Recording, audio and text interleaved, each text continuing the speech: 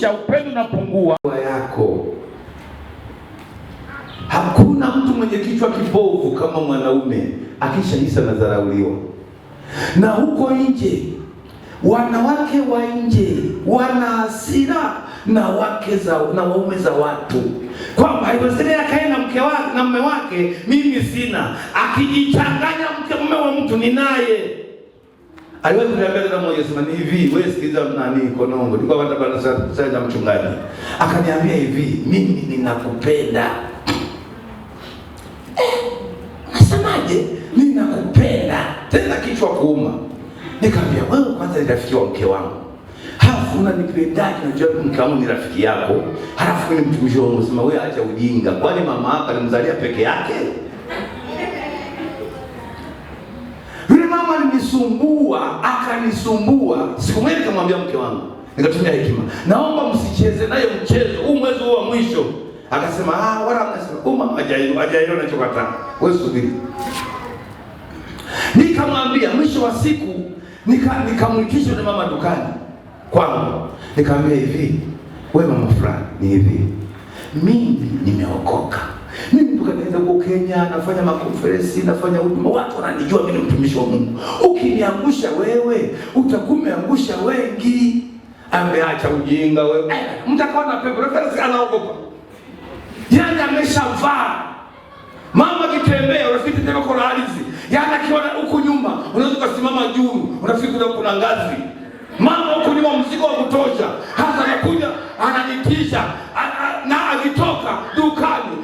Unafiki nitembea kwa ardhi sasa kwa kweli. Mungu tushike roho zetu. Hali hii inaweza kupoteza mtu. Bwana Yesu tusaidie sana. Hii dunia ina mambo mengi. Tuzoka kufundika macho tutaharibikiwa kabisa. Bwana Yesu tusaidie. Nataka nimalize.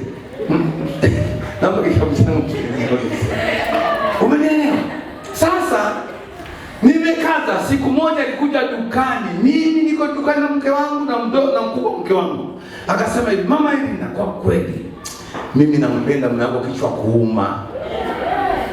Unaona silikuwa na ngombe ya kutosha.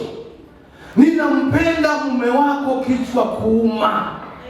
Akamwambia hivi, "Sichukue huyu hapo." Akasema, "Mpumbavu wewe. Ni kwa kuwa umeokoka, nishabeba muda mrefu." Yule mama kaenda ikaishi hapo. Nikamwambia, "Mbona nakwambia msicheze naye mchezo, kwa muziki ni ndio huo sasa." Sasa mama, angalia usije ukabebewa mume. Basi wa mama walivyo ni hatari. Tumefika nyumbani, tumemaliza kula, tumeenda kulala. Akamwambia, "Kaa, inuka tukae na maongezi na wewe." Akaniambia, nieleze yale maneno. Watu wote akasema, "Haiwezekani, nieleze vizuri." Ewa, nilibana usiku ule mkuu wetu. Mwanaume mwenyewe na macho makubwa yakawa madogo. Hawa mama, wewe mchungaji Daulesi, wewe hujajua tu. Na umeshajua maana wewe ni mchungaji, unajua ni changamoto.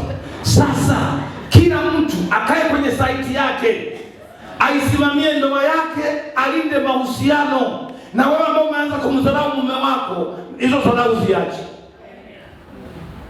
Na nyewe akina ambao mbeke wanaume suruali, hamtunzi familia, hiyo tabia ni mbaya, huo ni upagani. Yaani unashinda nyumbani kwenye bao, kwenye karata, mume mkameenda kunani kule kusoro, kunani kule Kibirizi, anakuja na mtaji wake ni 20, wewe unakula sema, "Nipe ya kichwa, nipe ya mkia." Unajua kapewa na nani? Una mtihani ambao umeleta changamoto. Bwana Yesu tusaidie sana. Mimi niishi hapa na Mungu abariki. Amen. Baba, nashukuru. Jina lako libarikiwe, jina lako litukuzwe. Asante kwa ajili ya uaminifu wako, asante kwa ajili ya upendo wako. Nimesema haya machache, anaweza kawa mengi, kuna jinsi mtu alikuwa amefungua moyo wake kupokea. Lakini lengo kubwa ni kwamba tunafundishana kama sisi wanandoa, ndoa mpya hii, ili waweze kusimama katika zamu zao, wakuthibitisha kwamba wewe ni Mungu mwenye nguvu, Mungu usiyeshindwa, Mungu unasaidia watu wako katika maisha yao yote. Ninakubariki Mungu wa kweli kwa matendo yako makuu. Utusimamie katika yote kwa uwezo na kwa mamlaka yako. Ni katika jina la Baba na la Mwana na Roho Mtakatifu. Wote tuseme amen. Mpe Bwana makofi ya shangwe na vigelegele.